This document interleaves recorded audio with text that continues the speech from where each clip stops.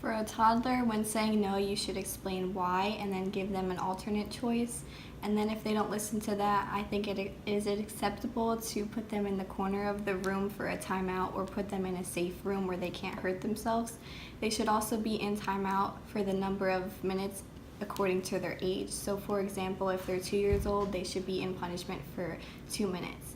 Once the 2 minutes up or 3 or 4 minutes is up, then you should go to them and explain why they got in trouble and then give them a hug and say, don't do that again and this is why. And then just be loving after that and move on and move forward. I've seen this thing called a safe space where, the children just go and reflect on what they've done and just can calm down when they're having a temper tantrum.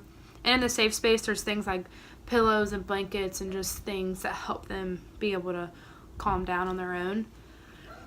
A good one that I like is practicing the art of distraction, and that's when the child is screaming and you can't get them to calm down no matter what you do. So go get a toy and start interacting with them, with it, and they'll take the toy and they'll forget about why they were even mad in the first place.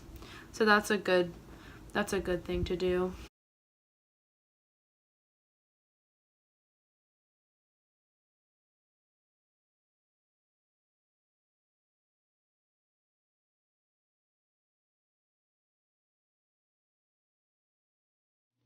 When dealing with children 4 to 10, it's very important to keep a calm, steady tone during punishment.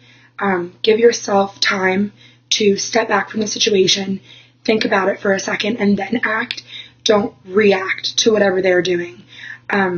It's also really important to explain to them at this age exactly what they're being punished for, and also, if possible, try to establish morals through whatever punishment it is.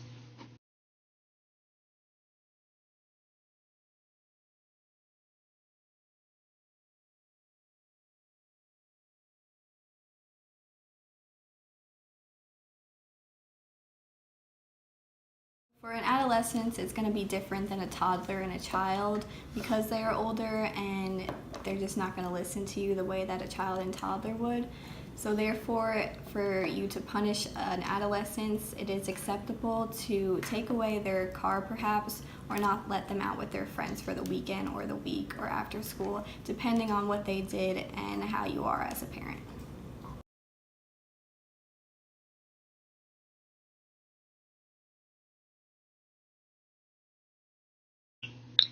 I don't believe that spanking is an effective form of punishment when it comes to dealing with a child's behavior.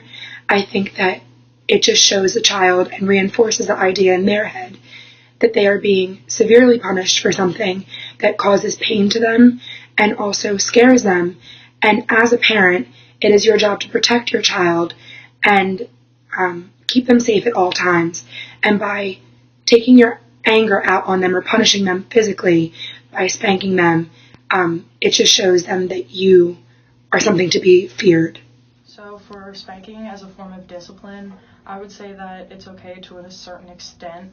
I don't believe in spanking purely out of anger or when you get mad at the child, just beating away on them because you're doing it out of like the anger in you and not as a way of teaching them.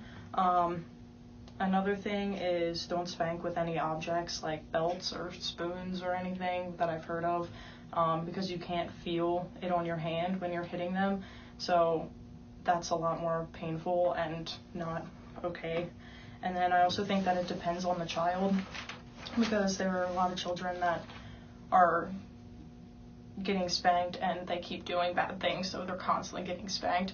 And I think that causes problems and anger in a lot of kids and for future like abuse in their lives.